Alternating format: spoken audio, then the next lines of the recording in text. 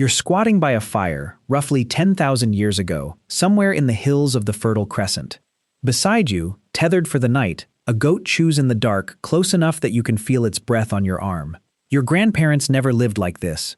They followed the herds across open country. You built a pen instead, and moved in next door to it. Right now, you might be sitting near a dog, a cat, maybe a fridge stocked with milk from an animal you've never met. None of that feels strange today. It felt strange once. For most of human history, sharing a roof with another species wasn't comfort, it was exposure. And exposure, it turns out, is how diseases learn to jump. So how did ancient humans, people who had already outlasted ice ages, predators, and famine, end up catching illnesses that had never existed in a human body before? The answer starts with the animals they chose to keep close, and it gets stranger from there. In 2008, Israel Hershkovitz, an anatomist at Tel Aviv University, examined 2 skeletons pulled from the seafloor off Haifa. A young mother and her infant, buried together in a submerged village called Atlit Yam. The bones were 9,000 years old. Working with a team at University College London, Hershkovitz found something unmistakable preserved in the DNA. Mycobacterium tuberculosis. Not the cattle strain, the human one. Fully formed, already lethal, sitting in one of the earliest villages on Earth known to keep domesticated cattle. That detail matters more than it sounds like it should. It pushed the confirmed age of human tuberculosis back by roughly 3,000 years in a single discovery. And it placed the disease's oldest known victims inside a settlement built around a corral. Not a coincidence, a preview. So what changed, exactly, to let something like this take hold? In 2020, a researcher named Ariane Dux, working with a team at the Robert Koch Institute in Berlin, sequenced the genome of a measles virus preserved in the lung tissue of a 2-year-old girl who died in 1912. The formalin-fixed sample had been sitting in the Berlin Museum of Medical History at the Charité for over a century. Publishing in the journal Science, Dux used that genome, compared against modern strains, to calculate something nobody had pinned down before: the exact moment measles split off from rinderpest, the cattle plague it evolved from. The math landed on the 6th century BCE. Not the Middle Ages, where the first written descriptions of measles show up. Centuries earlier, right around the rise of the world's first large cities. Rinderpest infected cattle for thousands of years before that. Then, somewhere, in some crowded ancient settlement, it found a human host instead, and it stayed. Everyone assumes a disease like measles could have jumped to people the moment they got close enough to livestock any village, any year. The truth is more specific than that. In 1966, epidemiologist Francis Black calculated that measles needs a population of roughly 250,000 to 500,000 tightly connected people just to keep itself alive. Anything smaller, and it burns through everyone susceptible and dies out on its own. A farming hamlet of 200 people couldn't sustain it. A city could.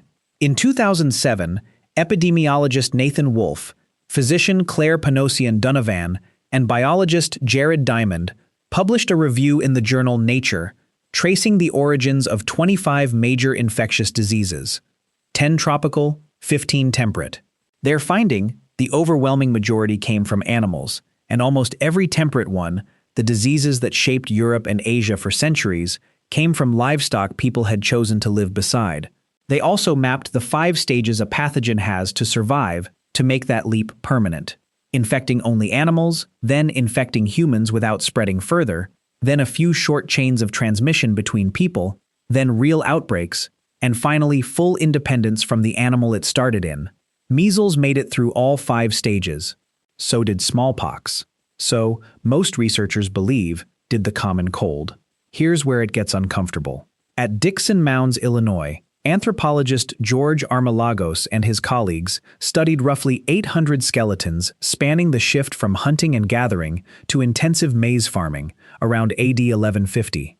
The agricultural skeletons told a rough story, a nearly 50% jump in the enamel defects that signal childhood malnutrition, a 4-fold rise in iron deficiency anemia, and a 3-fold increase in bone lesions caused by infectious disease. Average life expectancy at birth dropped from 26 years to 19.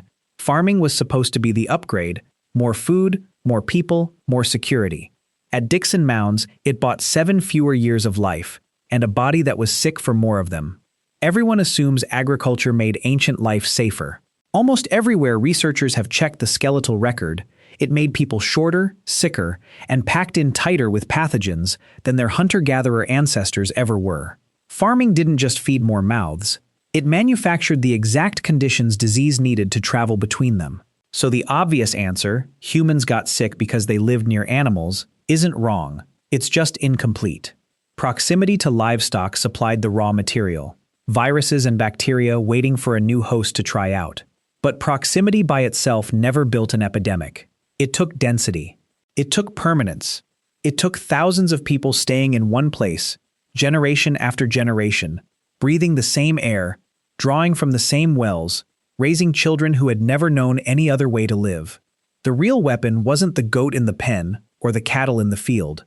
It was the village itself, the decision to stop moving and let everyone, human and animal, stay close enough to infect each other indefinitely. Picture that fire again. The goat, the pen, the grandparents who used to follow the herds across open ground. That family had no idea they weren't just building a home.